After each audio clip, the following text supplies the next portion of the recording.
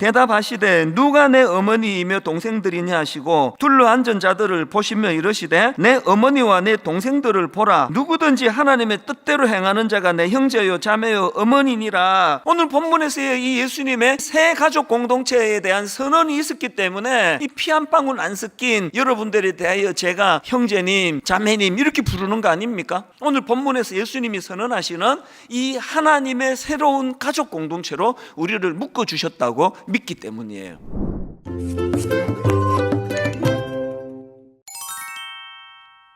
안녕하세요. 진리찾은 치과의사 닥터킴입니다. 지난 영상에서는 예수 믿는다고 또 교회 다닌다고 하나님이 말씀하시는 가족 공동체가 되는 것이 아님을 성경으로 증명했습니다. 하나님에 대해 명확하게 모든 것을 알 수 있게 우리에게 주신 이 성경 말씀이 실상의 하나님이시고 또 구약에 예언한 대로 2000년 전에 이 땅에 오신 예수 그리스도가 실상의 하나님의 아들이며 지금 이 시대 요셉의 환란을 준비하고 이 땅에 임할 오는 세상을 준비하는 진리로 다시 태어난 하나님의 아들들이 실상입니다. 그렇다면 누가 하나님의 아들들을 낳을까요? 야고보서 1장 18절 말씀을 보시겠습니다. 그가 그 조물 중에 우리로 한 천 열매가 되게 하시려고 자기의 뜻을 좇아 진리의 말씀으로 우리를 낳으셨느니라. 진리의 말씀으로 우리를 낳으셨다고 하셨습니다. 누가 우리를 낳을까요? 요한복음 16장 21절에는 여자가 해산하게 되면 그때가 이르렀으므로 근심하나 아이를 낳으면 세상에 사람 난 기쁨을 인하여 그 고통을 다시 기억지 아니하느니라 라고 하셨습니다. 이 말씀을 이루기 위해서는 누가 있어야 합니까? 태어난 아이가 있어야 하고 그 이전에 해산하는 여자가 있어야 합니다. 이 아이, 하나님의 자녀, 아들들이 실상인 것처럼 여자도 실상입니다. 갈라디아서 4장 19절에 나의 자녀들아 너희 속에 그리스도의 형상이 이루기까지 다시 너희를 위하여 해산하는 수고를 하노니 이 말씀에 너희를 또 실상이고 또 이들을 해산하는 사람도 실상입니다. 이 말씀이 기록될 당시에는 사도 바울의 이야기였지만 그때는 온전히 해산을 이룬 것이 아니고 이 말씀은 지금 이 시대에 온전히 실상으로 이루어집니다. 해산하는 수고는 요한복음 16장 21절에 아이를 낳기 위한 근심이고 이는 곧 에베소서 4장 30절에 성령의 근심입니다. 하나님의 자녀는 야고보서 1장 18절 말씀대로 진리의 말씀으로 태어나야 합니다. 요한복음 17장 17절에 하나님의 말씀이 진리이고 요한일서 5장 7절에 성령이 진리입니다. 해산하는 수고로 인해 근심하는 성령은 우리가 상상하는 영으로만 존재하는 것이 아닌 사람입니다. 이렇게 진리를 진리대로 드러내고 모든 진리 가운데로 인도해서 하나님의 자녀들을 해산하는 것입니다.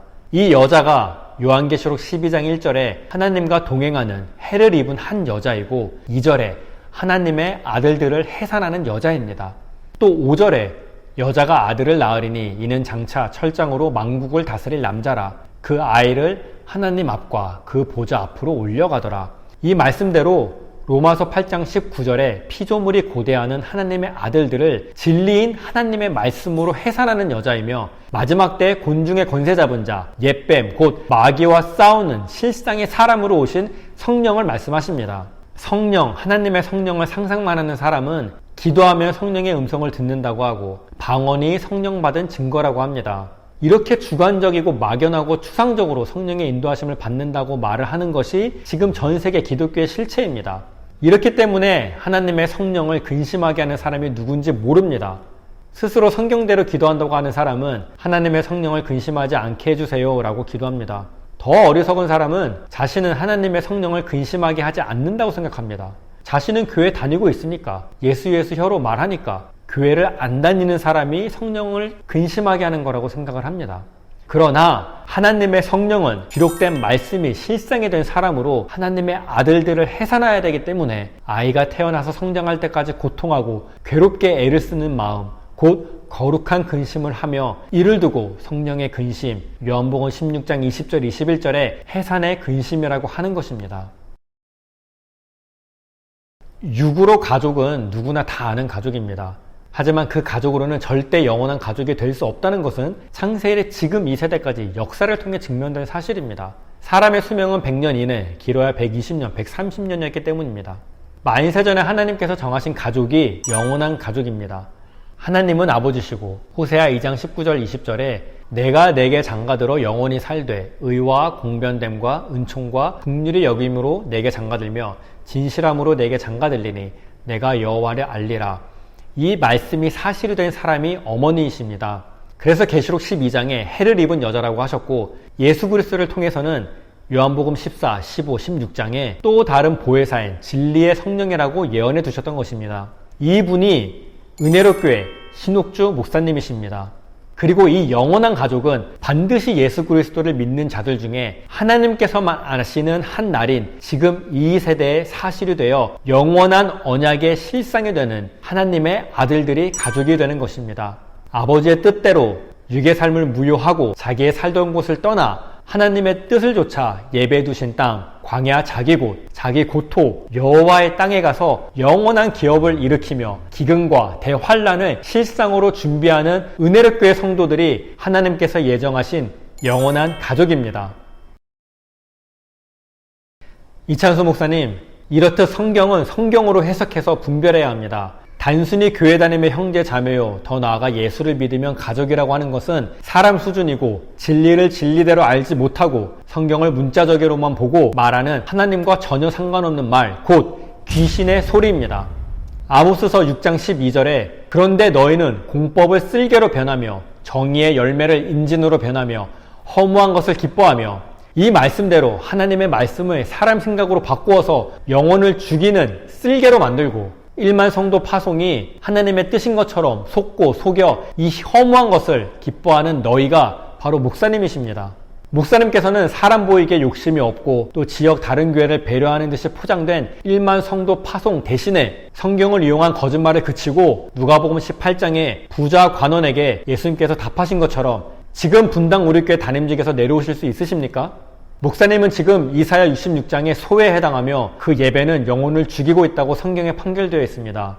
이사야 66장 3절 4절에 소를 잡아 드리는 것은 살인함과 다름이 없고 어린 양으로 제사 드리는 것은 개의 목을 꺾음과 다름이 없으며, 여기서 소는 사람이 본능적으로 아는 소가 아니고 교회에서 일하는 일꾼, 사역자를 소에 비유하신 것입니다. 신학교를 다니고 목사 안수를 받는 것을 이렇게 말씀하셨습니다.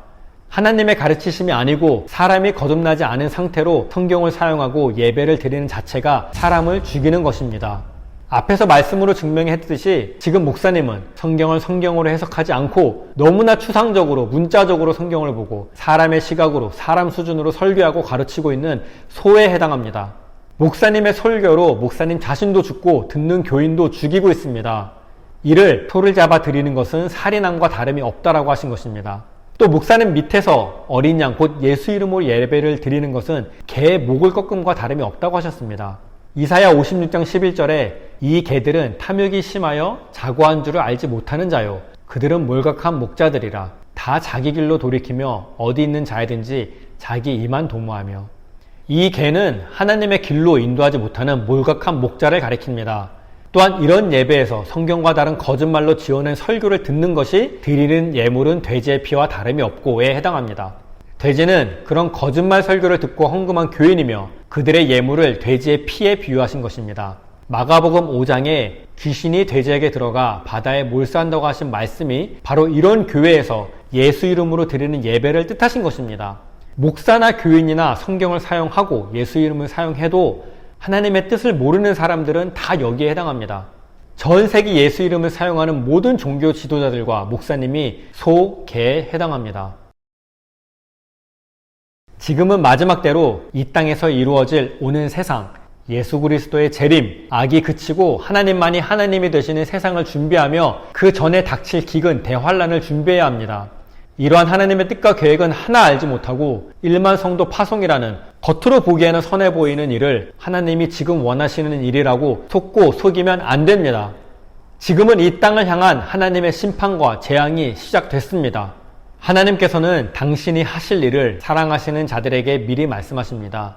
소돔과 고모라를 심판하실 때도 아브라함에게 미리 알게 하셨고, 온 세상을 물로 심판하시는 홍수 때에도 노아에게 방주를 미리 짓게 하셔서 노아의 가족들은 대홍수에서 구원을 받았습니다.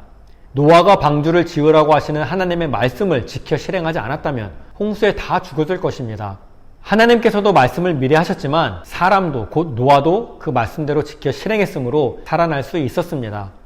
소돔 고모라를 불로 심판하실 때 롯이 두 딸과 함께 하나님께서 보내신 두 사람의 손에 끌려 나오지 않았다면 롯과 두 딸도 소돔 고모라가 멸망할 때 함께 죽었을 것입니다. 뒤돌아보지 말라고 한 두 천사, 곧 사람의 말을 무시하고 듣지 않았던 롯의 아내 두 사위들은 영원히 멸망했습니다.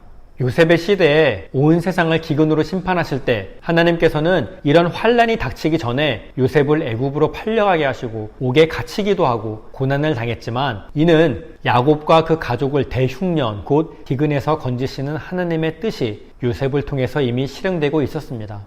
온 세상에 있을 기근을 준비하게 하시는 하나님의 사랑인 줄 그들은 몰랐어도 온 세상에 닥칠 기근을 요셉이 총리가 되어서 준비했습니다. 또한 이 7년 흉년은 이제 우리가 살고 있는 이 세대에 실상이 될 예언이 감추어져 있습니다.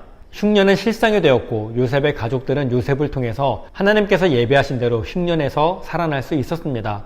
혀로 믿습니다. 주님 구원해 주세요. 말만 한 것이 아니고 행동으로 지켜 실행했습니다. 지금은 우주적인 일곱째 날로 앞으로 전 세계에 있을 기근을 준비해야 합니다. 하나님의 뜻과 계획을 성경대로 알아야 하며 그 말씀을 지켜 실행해야 합니다. 누가복음 21장 22에서 26절에 이 날들은 기록된 모든 것을 이루는 형벌의 날이니라. 그 날에는 아이벤 자들과 젖먹이는 자들에게 화가 있으리니 이는 땅에 큰 환난과 이 백성에게 진노가 있겠음이라. 저희가 칼날에 죽임을 당하며 모든 이방에 사로잡혀 가겠고 예루살렘은 이방인의 때가 차기까지 이방인들에게 밟히리라. 1월 성신에는 징조가 있겠고 귀신에 쳐서 바빌론에서 애국 같은 교회에서 나오라고 외치는 은혜력 교회의 이 일이 징조이며 피지에서 기근을 실상으로 준비하고 있음이 징조입니다. 온 세상에 전 성경에 기록된 모든 것을 이루는 형벌의 날이 왔다고 경고하고 동시에 기근을 대비하는 이 일이 징조입니다. 환란 전에 휴거한다느니 어디든 하나님께서 지켜주신다고 성경을 가지고 성경과 다른 거짓말을 하나님의 말씀이라고 하는 이찬수 목사님과 같은 자칭 목사들에게 그런 거짓말을 믿지 말라고 온 세상에 울려부는 성도들의 나팔소리가 징조입니다. 지금은 창세일의 최고 복된 날 의인의 세대가 오고 있습니다. 육체가 살아있을 때 지금 돌아서면 됩니다. 하나님의 심판은 죽이는 것이 아니라 영원히 살려서 영원한 복을 주시기 위한 하나님의 사랑입니다.